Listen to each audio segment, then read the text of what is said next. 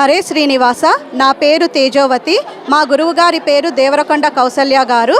మా ఇన్స్టిట్యూట్ పేరు ఓం సంగీత నృత్య కోలాట శిక్షణ సంస్థ.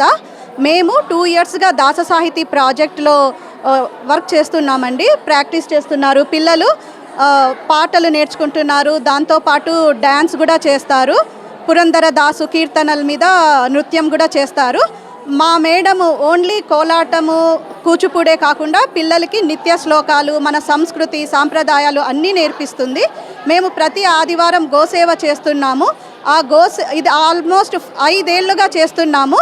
ఈ గోసేవ మహిమ వల్ల మాకు పూజ్యులు గౌరవనీయులైన అనంత తీర్థాచార్యుల వారి ఆశీర్వాదాలతో ఈరోజు మాకు ఇక్కడ తిరుమల తిరుపతి దేవస్థానంలో మెట్లోత్సవంలో పాల్గొనడానికి అవకాశం లభించింది.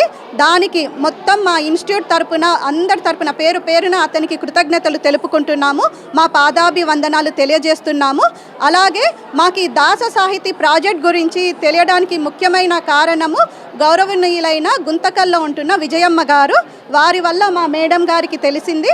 మా మేడంకి దీంట్లో చాలా ఇంట్రెస్ట్ కలిగి పిల్లలకి దీని గురించి తెలియాలి, దీని పాజిటివ్ వైబ్రేషన్స్ అంతా తెలుసుకోవాలి పిల్లలు అని ప్రతిరోజు ఓన్లీ పిల్లలు శ్లోకాలు అవి నేర్పిస్తామంటే రారు, అందుకనే డ్యాన్స్ నేర్పిస్తామని పిలుస్తారు. దాంతోపాటు ఫస్ట్ భజనలు, నిత్య శ్లోకాలు అన్నీ నేర్చుకుంటారు.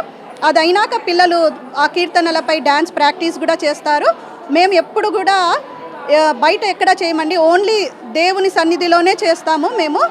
మాదంతా గోసేవ, దేవుని సేవలోనే ఇదంతా కార్యక్రమాలు జరుగుతుంటాయి. మేము ఎప్పుడు డబ్బులు తీసుకోము. కొంతమంది బలవంతంగా ఇచ్చినా కూడా పిల్లలు ఎవ్వరు కూడా అది తీసుకోరు. వెంటనే అది మేము ఖచ్చితంగా గోసేవకు మాత్రమే వాడుతాము.